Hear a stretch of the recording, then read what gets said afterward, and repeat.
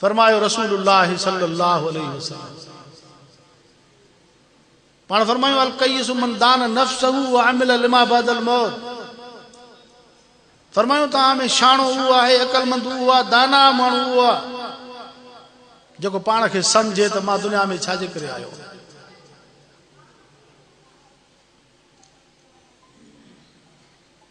अफहसिबतुम अन्नमा खलकनाकुम अबसा व अन्नकुम इलैना ला तुरजऊन।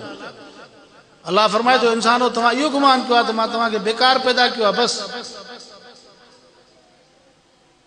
ऐं तव्हांजो मोटणो असां ॾे कोन्हे, असां ॾे न मोटंदव। अल्लाह से क़ुरान पाक में फरमाई इन इलैना इयाबहुम सुम्मा इन अलैना हिसाबहुम। तव्हांजो मोटणो असां ॾे ज़रूर थींदो ऐं तव्हांजो हिसाब बि असां वटि ज़रूर थींदो। फरमायो शाणो उहा जेको पाण खे सम्झे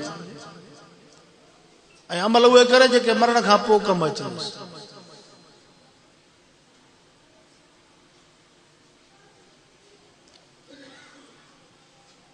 अज़ीज़ो, इंसान तौबा जे उम्मीद ते गुनाह कंदो आहे त अञा मरां कोन थो, तौबा कंदुसि, हाली त गुनाह करे वठां, हाली त गुनाह करे वठां, हाली त गुनाह करे वठां।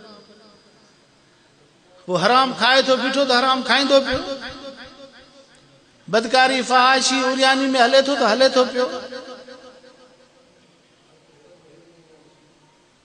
ईअं बेफ़िक्री जी ज़िंदगी बस तौबा कंदासीं, अञा हाणे मरूं त कोन था, तौबा कंदा। अल्लाह तबारक व तआला फरमाए थो इज़ा जा अजलहुम ला यस्तअखिरून साअतन वला यस्तक़दिमून।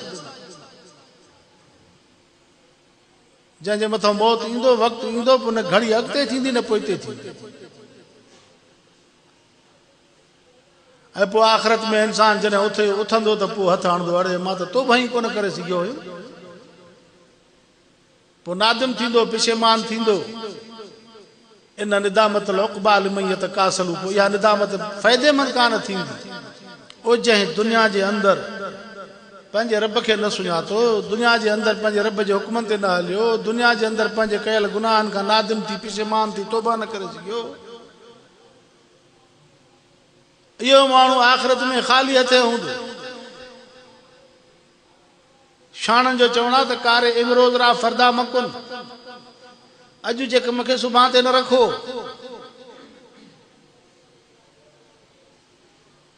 जेको कमु अॼु करिणो आहे उहो कयो। अॼोके ॾींहं जूं निमाज़ूं फर्ज़ आहिनि, उहे निमाज़ूं पूरियूं कयो। अॼोके ॾींहं में जेको ख़ैर जो कमु करिणो आहे करे वठो। कहिड़ी ख़बर सुभाणे अलाए हूंदासीं अलाए न हूंदा। लिहाज़ा इंसान पंहिंजे इज़त वारे, पंहिंजे मक़ाम वारी हैसियत खे ॾिसे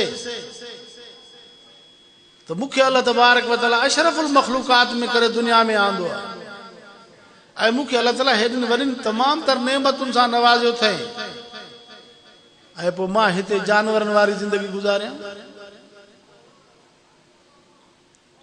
बेअक़लनि वारी ज़िंदगी गुज़ारियां। लिहाज़ा तव्हां असां इंसान आहियूं, असांखे ख़ुदा तालीम ॾिनी आहे।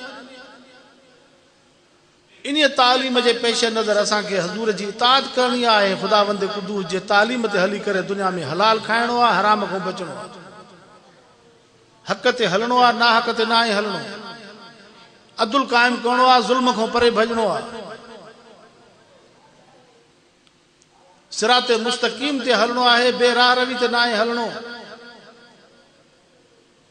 सच जो पासो वठणो आहे, कूड़ खे छॾणो आहे। अल्लाह जे अवामिर ऐं नवाही जी पाबंदी इंसान खे करणी आहे। जानवर गैर मुकल्लफ, गैर जिम्मेदार आहे।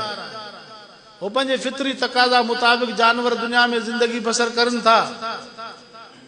तव्हां असां इंसान आहियूं, असां पंहिंजे फितरी तकाज़ा, पंहिंजे ख़्याल ऐं पंहिंजे नफ़्स जे चाहत जे मुताबिक नथा हली सघूं, छो त तव्हां असां इंसान आहियूं। असांखे ख़ुदावंद क़ुद्दूस तालीम ॾिनी आहे, असांखे रसूल जे सूरत में रहबर ॾिनो अथई। हाँ असां के पंहिंजे अल्लाह जे तालीम जे मुताबिक़ ऐं जेको अल्लाह से असां के रहबर रसूल अता फरमायो उन रहबर जे कढ लगणो पवंदो। तॾहिं फरमाई वमन युशाक़िक़िर रसूल मिन बाद मा तबय्यन लहुल हुदा वयत्तबि गैर सबीलिल मुमिनीन नुवल्लिही मा तवल्ला व नुस्लिही जहन्नम वसाअत मसीरा।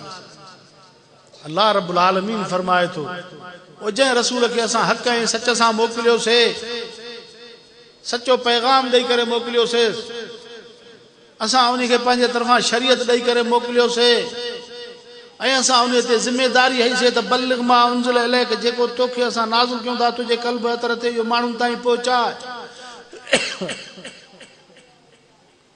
ऐं पैगंबर कमा हक़ हू पंहिंजो अल्लाह जो पैगाम पहुचायो ऐं दीन इस्लाम अल्लाह वारो जेको रस्तो उन खे मिलियो उहो वाज़े करे ॿुधाई ॾेखारे माण्हुनि खे।